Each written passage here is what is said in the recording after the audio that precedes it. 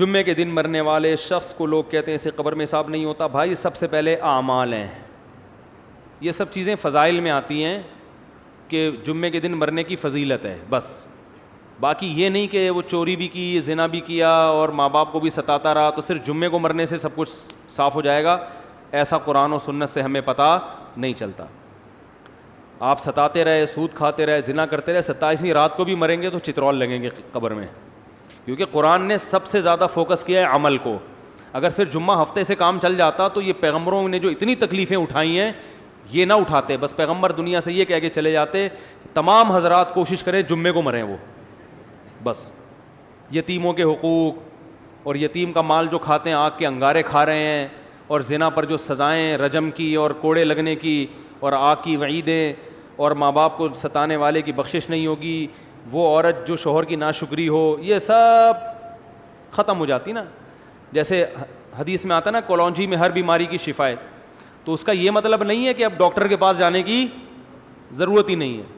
سنا مکھی میں ہر بیماری کی شفا ہے, تو اب کرونا میں بس سنا مکھیاں کھلا کھلا کے باقی ساری ویکسین جو تیار ہو رہی ہے یہ جو دنیا, یہ سب یہ تو نبی نے نہیں ایسے کیا. اگر حدیث کا یہ مطلب ہوتا تو صحابہ کرام ہر گھر میں کلونجی رکھ لیتے, اور جب اسلامی حکومتیں قائم ہوئیں تو جو میڈیکل کالج کھلے ہیں اس زمانے میں وہ سارے آگ لگا کے بند کر دیتے. نہ کوئی حکیم ہوتا نہ ڈاکٹر ہوتا, بھائی ہر بیماری کے لیے کیا ہے کلونجی. جیسے وہ ایک حکیم صاحب تھے, ہر ایک کو کیڑوں کی دوا دیتے تھے. وہ جو بھی آتا نا حکیم صاحب, بھائی کیڑوں کی دوا, پیٹ میں درد ہے کیڑوں کی دوا. سنا یہ ہے, سنا بھائی آپ نے, آپ کو مزہ نہیں آئے گا. پھر جس نے نہیں سنا اس کو اس میں مزہ آئے گا. ہر ایک کو کیا دے رہے ہیں, کیڑوں کی دوا. ایک دن ایک آدمی درخت پہ چڑھا, نیچے گر گیا, ہڈی ٹوٹ گئی. حکیم صاحب کے پاس لے کر حکیم صاحب نے کیڑوں کی دوا دی. لوگ کہنے یار اس کا کیڑوں سے کیا تعلق ہے, ہڈی ٹوٹی ہے. حکیم صاحب نے کہا کیڑا تھا تبھی تو چڑھا تھا درخت پہ.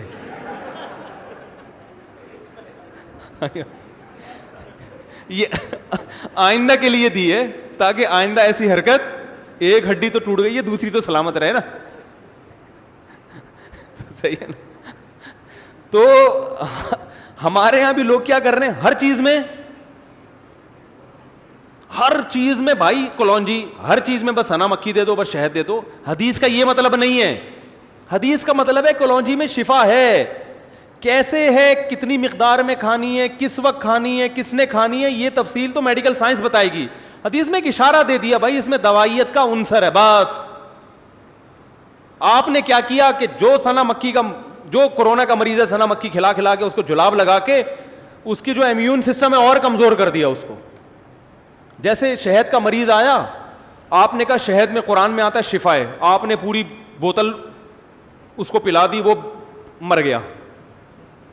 وہ کیا ہوا, مر گیا. تو مرے گا نا شہد. جب آپ شوگر کے مریض کو شہد پلاؤ گے تو شوگر کا لیول کیا ہو جائے گا, ہائی. اور اب وہ مر گیا تو لوگ آپ کو پکڑ رہے ہیں, بھائی تو شوگر تھی پہلے, تو نے اس کو شوگر اور بڑھا دی. آپ کے قرآن میں آتا ہے شہد میں شفا ہے, تم قرآن کا انکار کر رہے ہو, تم دائرہ اسلام سے خارج ہو. یہ دلیل صحیح ہوگی. اس کو یہ کہا جائے گا قرآن میں اللہ نے اشارہ دے دیا کہ اس میں شفا ہے. شوگر کے مریض کو کیسے شفا ملے گی, اس کے طریقے الگ ہیں, اور بہت سے طریقے تو بھی دریافت ہی نہیں ہوئے نا. شوگر کے مریض کو ایسے تھوڑی کوئی ممکن ہے کسی دوا میں کھلا کے ملاؤ. اور یہ بھی ممکن ہے کہ شوگر کے مریض کی شفا کا مطلب یہ ہو کہ جو چینی سے بچ کے شہد کھائے گا تو شوگر کی بیماری کا حملہ کا خطرہ کم ہو جائے گا اس پہ. یہ بھی مطلب ہو سکتا ہے.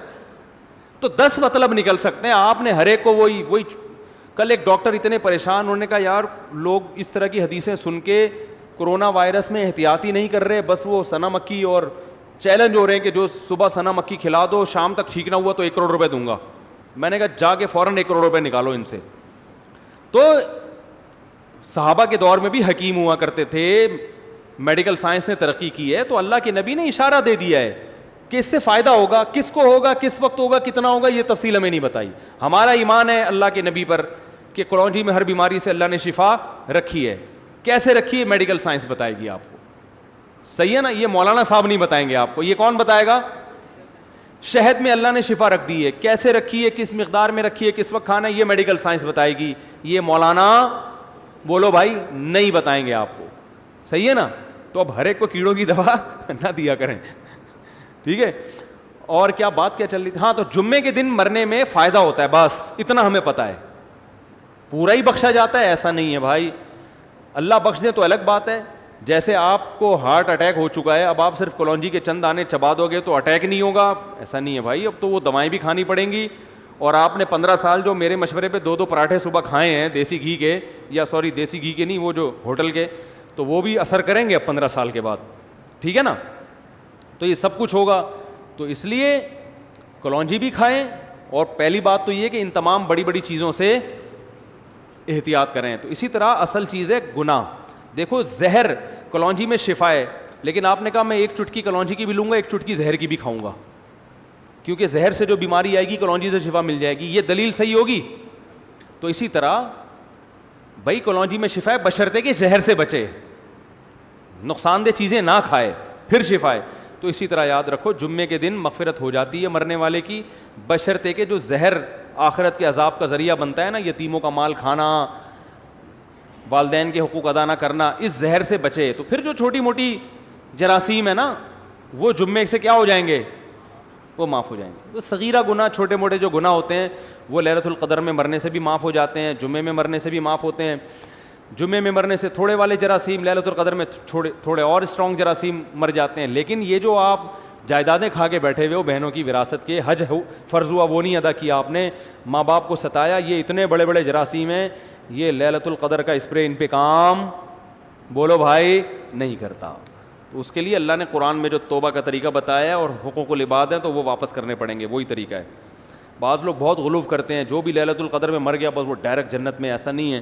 اور یاد رکھو جو کبیرہ گناہ کا مرتکب ہو کھلے عام, تو شریعت نے اس کو فیور کرنے کی اجازت نہیں دی ہے.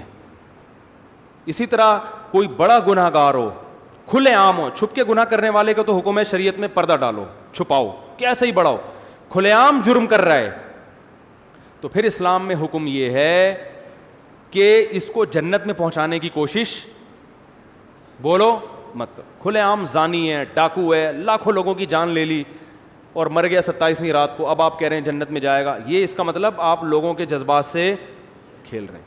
آپ یہ نہ کہیں کہ جہنم میں جائے گا, کیونکہ یہ تو اللہ ہی کو پتہ ہے کہاں جائے گا, لیکن کم از کم یہ بھی نہ کہیں کہ جنت میں جائے گا.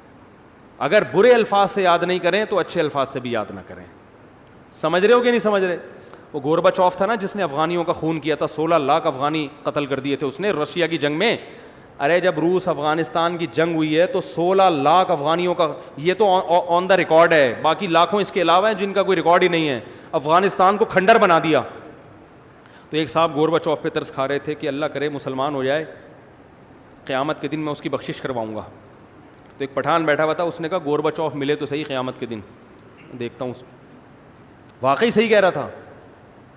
او بھائی 16 لاکھ انسان مار دیے, لاکھوں عورتوں کی عزتیں تباہ ہو گئیں, قیامت میں ملے تو صحیح, دنیا میں تو کچھ نہیں کر سکتے, قیامت میں بھی چھوڑ دیں.